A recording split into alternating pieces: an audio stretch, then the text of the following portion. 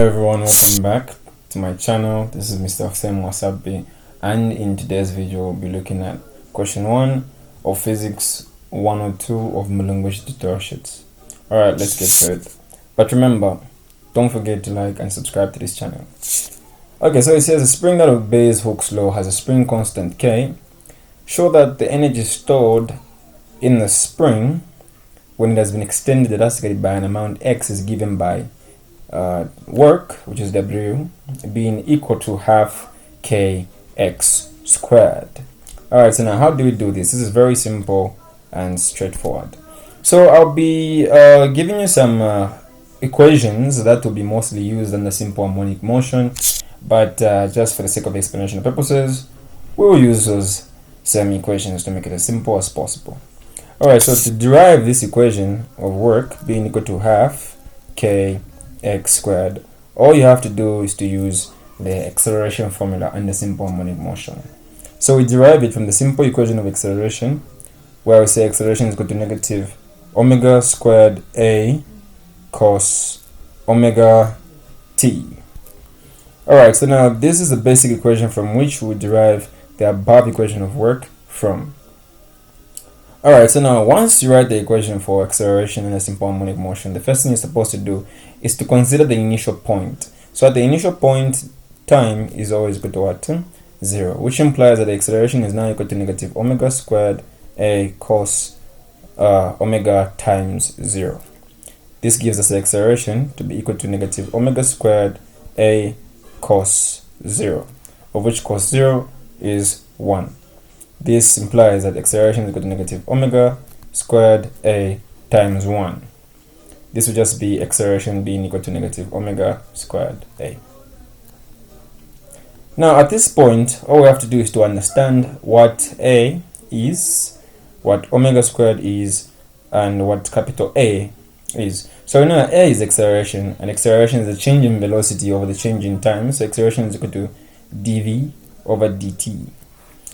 Okay, so now let's look at omega squared. So omega is simply equal to the root of k over m. Now our interest is omega squared, so you can square both ends of the equation. So you can have omega squared, and we'll have omega squared being equal to this cancels with that, and you just have k over m.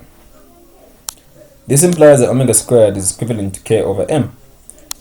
Then a is the maximum displacement because it's the amplitude, and according to the question, we're being told that the spring was extended elastically by an amount x, so which means that the total displacement is simply just what?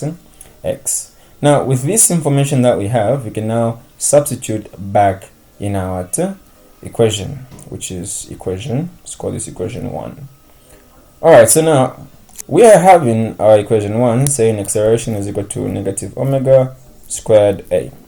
We know that acceleration is found to be dv over dt being equal to negative omega squared, of which omega squared is simply just k over m. So it's a k over m times a, which is maximum displacement, which is equivalent to x. So we have dv over dt being equal to negative k x over m. So we'll call this one equation number 2, because in this equation all we have to do is to manipulate.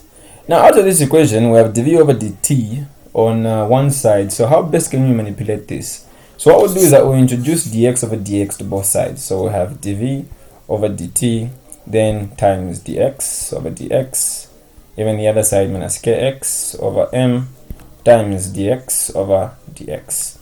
Now basically dx over dx will not really make that much of an impact on the right hand side, so it's going to just give us 1 here. But on the left hand side, you can do some manipulation that will give us some other quantities. So we know that dv over dt is acceleration, but dx over dx is literally nothing. So we can find means of manipulating this end. Okay, so if we do it in this manner and say, what if we have dv over dx times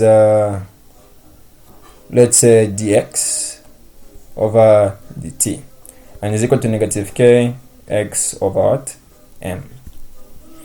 Alright, so now from what we have manipulated here, what quantity can we raise? So we need to understand this.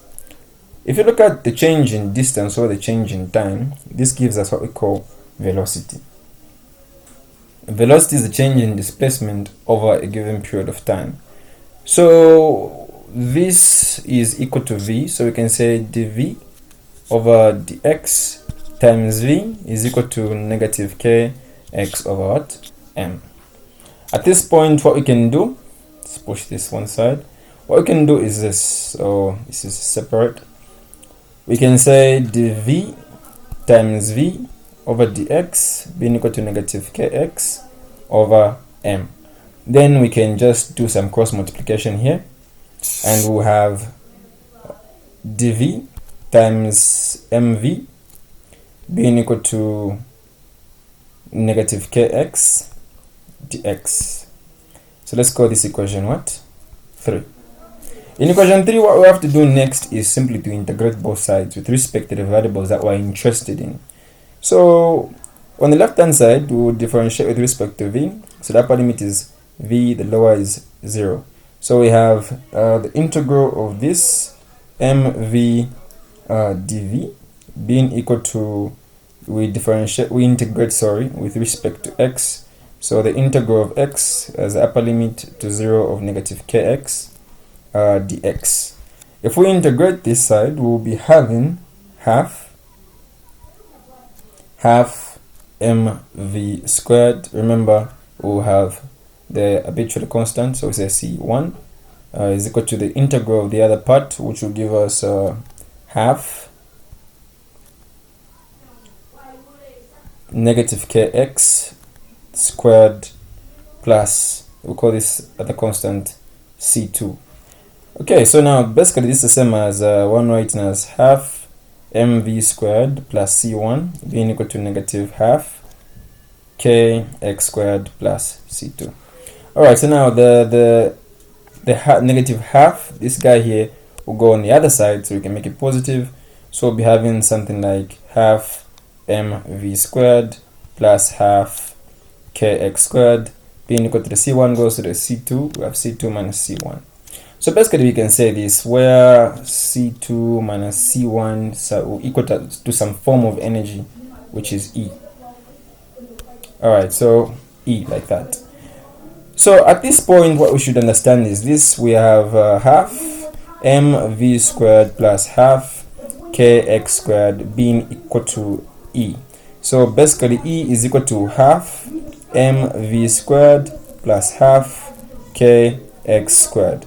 Basically, this equation is one of the most important equations you need to know under simple harmonic motion, equation number 4, and this equation represents the the mechanical energy of a spring. Alright, with this in mind, all we have to do next is to understand what v and x represents under simple harmonic motion. So under simple harmonic motion, what you have to understand is this: v is the velocity, and the velocity under simple harmonic motion is equivalent to negative a omega sine omega times time, and x is simply the distance, the displacement to say, is equivalent to a cos omega times what? Time. Upon doing this, the next thing we're supposed to do is just to plug back in the formula that we have here, which is equation number 4. So we have the energy, which is now equal to half m, what is the value of v? It's negative a omega sine omega times time squared plus half k, x is a cos omega times time squared. So after that, all we have to do is just follow it out. So we say E is equal to half m, so it's going to be s squared omega squared sine squared omega t plus half k s squared cos squared omega t, just like that.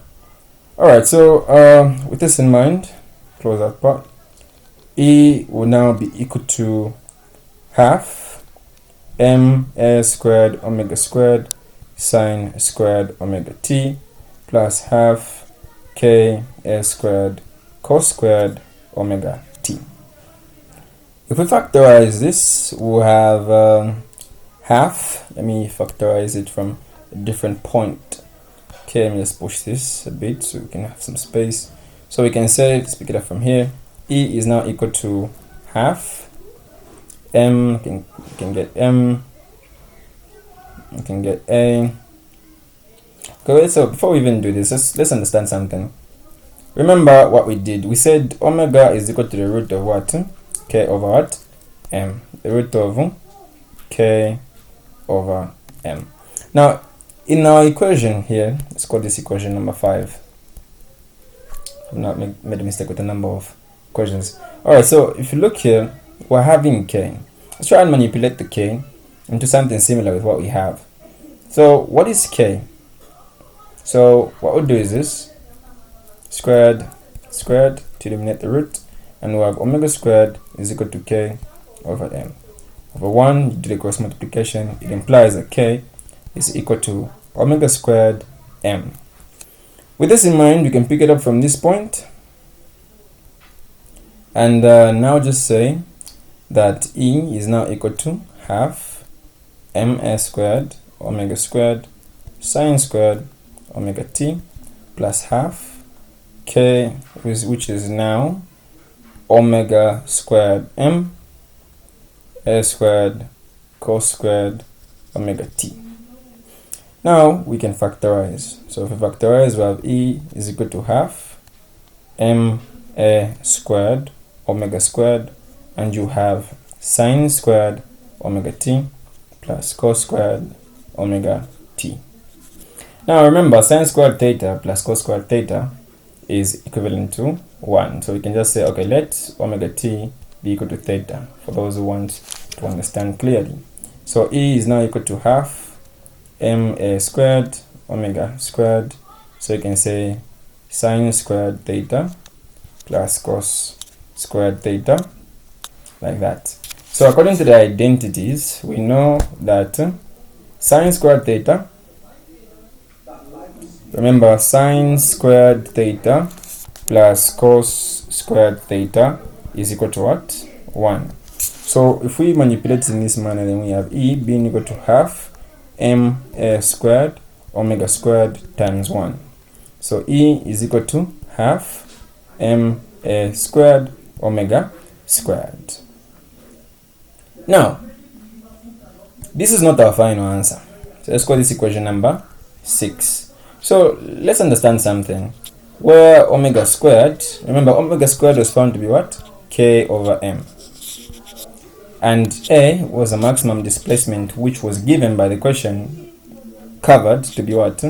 X. So we say E is now equal to half, so half A is now X squared, omega squared is K over M. Now the M cancels out with the M, and you have E being equal to half X squared K.